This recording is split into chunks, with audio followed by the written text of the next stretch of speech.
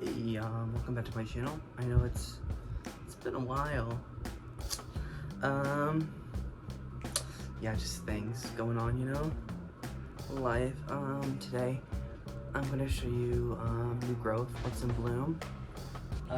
It's gonna be a good time. I got a couple stuff lined up that I'm very excited about. I guess I'm gonna first start with this the Schlumbergia. Of course, the Old Thanksgiving Cactus. See, its blooms are nice peach purple kind of deal. It's got plenty more on the way. Yeah, I did pollinate this, or attempted to today. See, like, what I could do with it, you know? We'll see about that. What I noticed, is that with this one, where you see,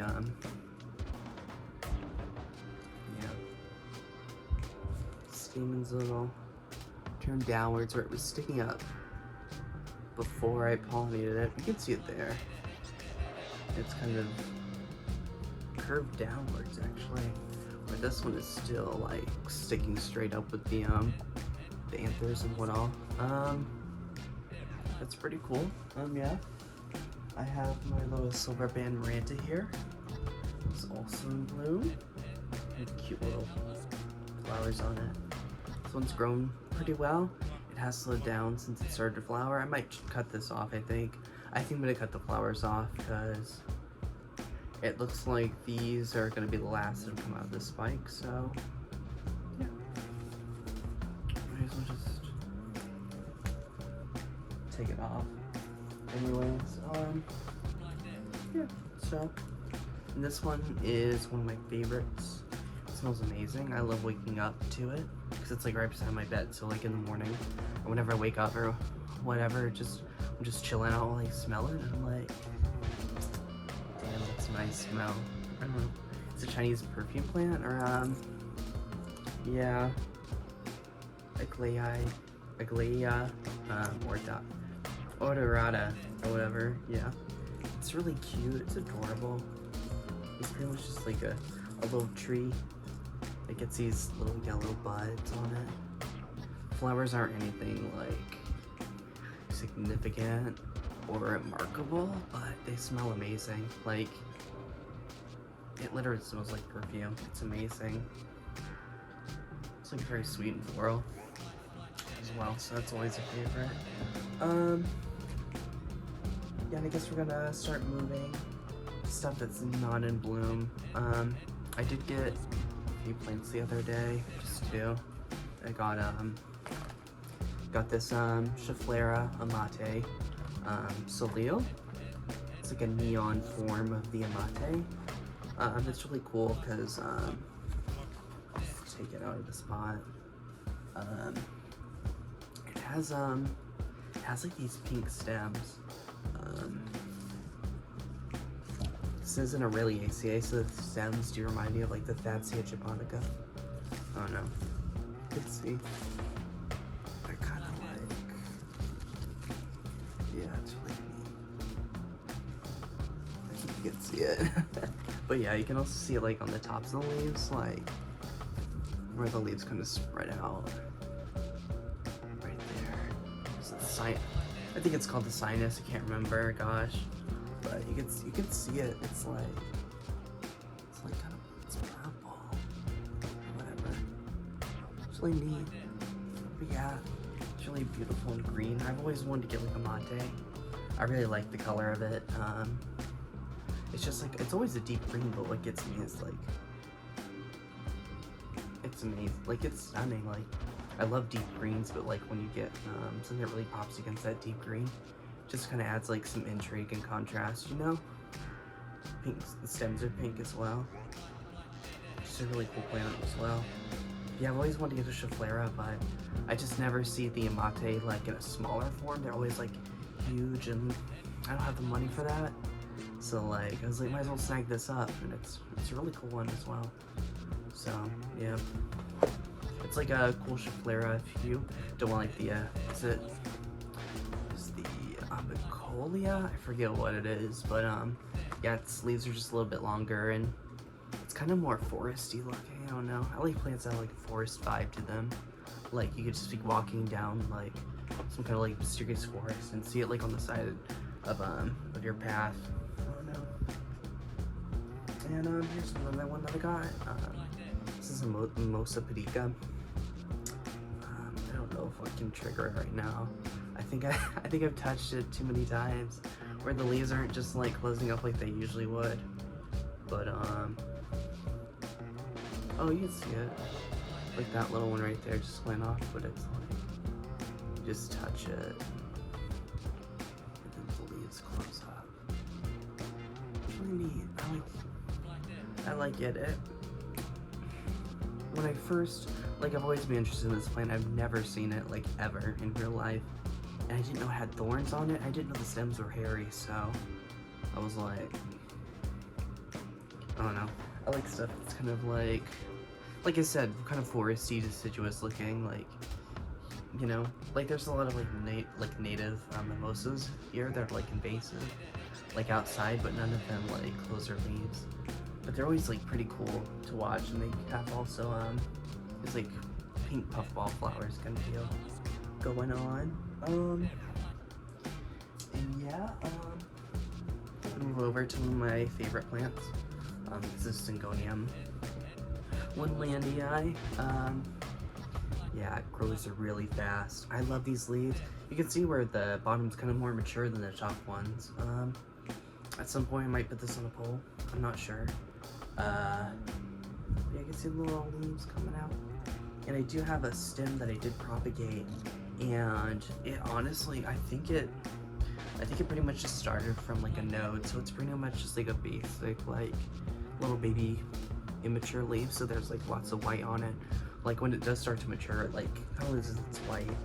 You can still see like some veination on it. It's pretty neat. Yeah, this Syndonium is really cool.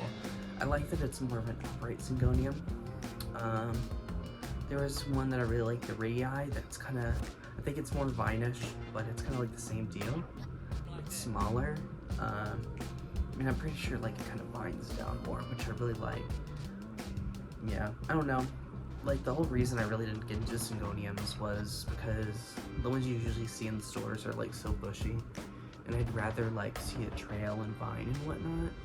And I think I've heard that actually like nurseries put in like, I forget what it is, like a chemical or something, or a certain vitamin, I don't know, that kind of keeps the Syngoniums in a more bushy kind of style instead of it like vining out. So that's also a reason why I kind of didn't buy them from the stores, because I was like, I kind of want them to vine.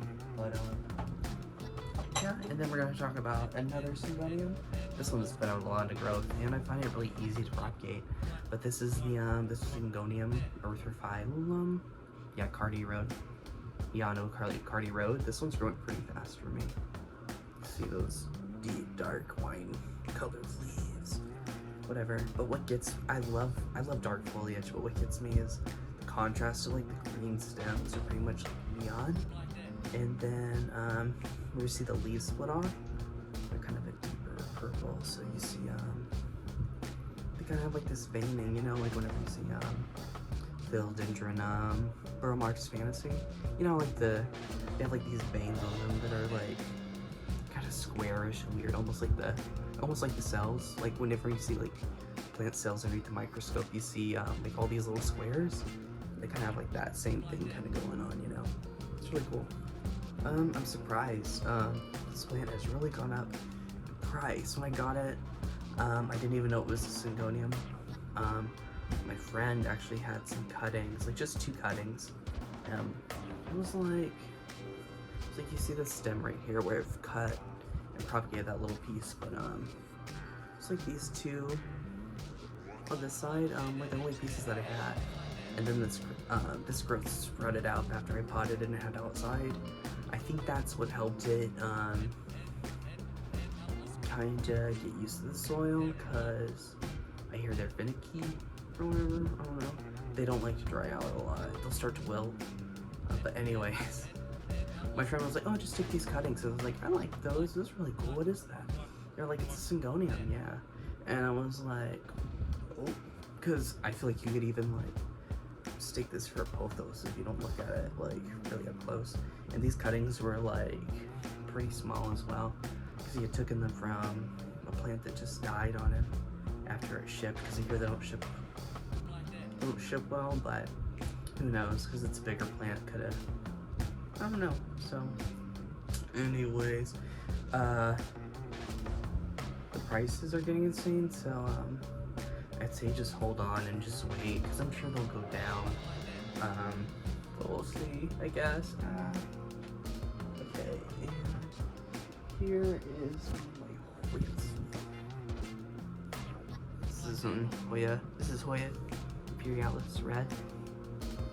Grows pretty fast. I was surprised. It just really just starts to take off after it gets really established. I did take this little cutting right here.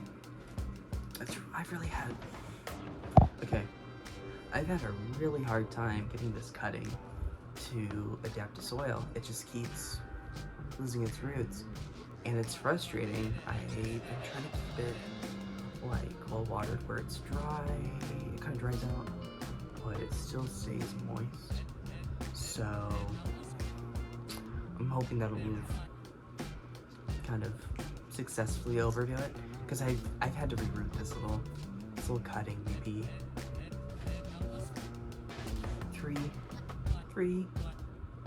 three times. But what I noticed about Hoyas is when you do successfully root them, and they do like kind of lose their like roots after a bit, you can reroot them even faster than if you just took a fresh cutting. So if you ever have that problem, just try putting moss water. I don't know. It's maybe a more upright Hoya. It might like soil a little bit better, but who knows? Maybe I might have it in kind of a too dry of a mix on top. So like, because I usually top dress with like kind of bark and whatnot. So I'm wondering if I need to put like some like sphagnum moss, or maybe just regular soil on top of it to try to keep some of the moisture up at the top of the pot. I don't know, but yeah, this one's a good one. Hoya Imperialis Red, gorgeous, stunning, amazing. Hopefully you can see it bloom someday. Yeah, I'm gonna move to another Hoya now. This is my Hoya Sunrise.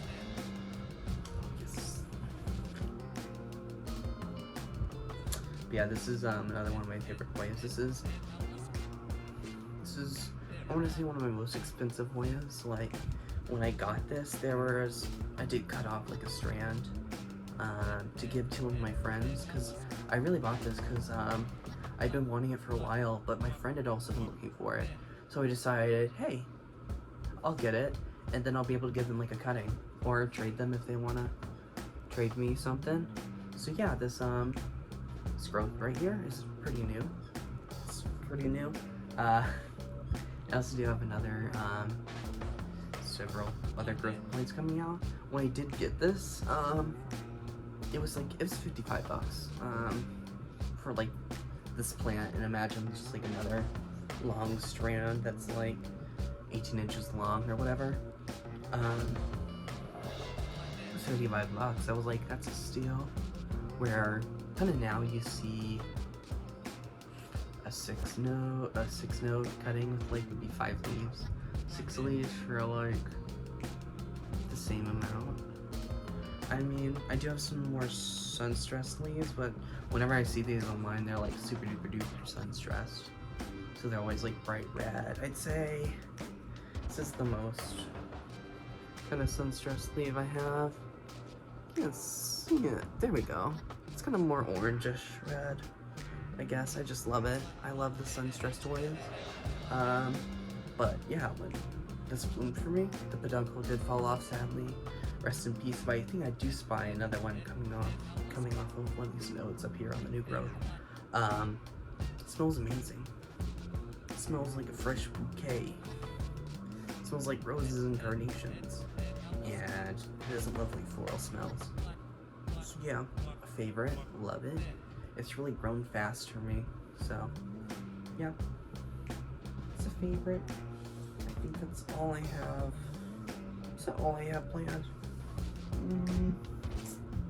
I think that's all I have planned for this. So, yeah, if I didn't say, welcome to my channel. Welcome to my channel. If you want to like, subscribe, you can, I guess. It's only up to you. Rip. Yeah, thanks for joining me on this video. Like I said, anyways. So yeah. Bye. See ya.